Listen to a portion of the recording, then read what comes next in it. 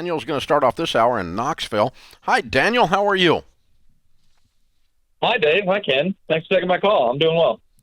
Great. How can we help? So I have a baby step 4 question for y'all. So in order to maintain that 25% ratio across fund categories in my IRA, I feel like I'm only ever sinking money into the international fund. The basis in that fund is much higher than the others, and it's growing, right? So every time I deposit money, it's always into that international fund because it performs not as well as the rest. Is that still the correct way to invest, or am I interpreting y'all's advice incorrectly? Way to go. You're really paying attention. The international category of the 4 categories sucks. I mean, it's bad. It's ugly.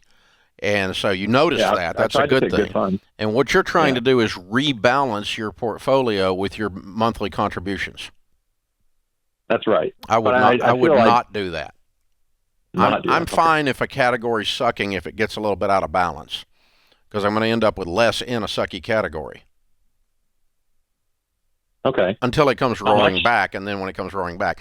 I got so pissed off about this international category underperforming because I've given the same information, and I personally invest that way. My personal 401k is like we're talking about, just 25% into each category, period. And I don't go back and rebalance. Some people go back and rebalance every year or two.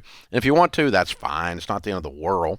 But you're not going to usually see a huge change on your results if you do. Now, what I did do, Daniel, just as a side note, because you noticed something that a lot of people haven't really brought up, is that I considered maybe we need to change our advice because that category is so bad. Maybe we just need to go third, and drop the international because it's like a 20-year run of suck. I mean, it's bad. Right.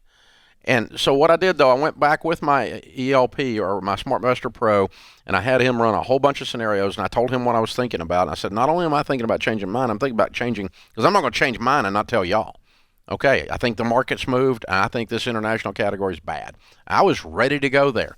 And we ran the scenarios out 14 different ways, and they found all kinds of anomalies and all kinds of things in the marketplace, because I always look back 30, 40 years. I don't look back just 3 years or even 15 years, right? I want to look back. I want to see how this market moves, how it reacts. And they said, okay, over 40 years, here's what it would look like if you had the international in your mix at 25% going in, no rebalancing, back to your original question. And here's what it would look like if you didn't have the international. And even though the international sucked, it has offset the other times that the domestic market is turned down. It's shot up because it runs inverse of the other markets usually. Enough times that I actually end up with more money with the sucky category in there, which is weird.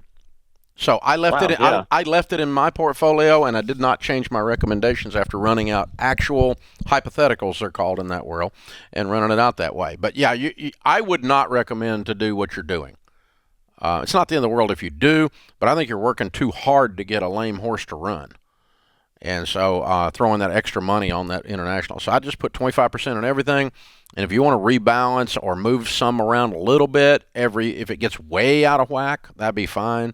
But I think over a long period of time, the thing will probably pretty naturally rebalance or get close to it.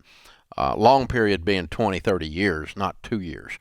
So that's the thing. I have never done what you're doing. I've always done 25% each, period, a fourth each. I've not done it, not rebalanced with the contribution rate in order to get it to catch up.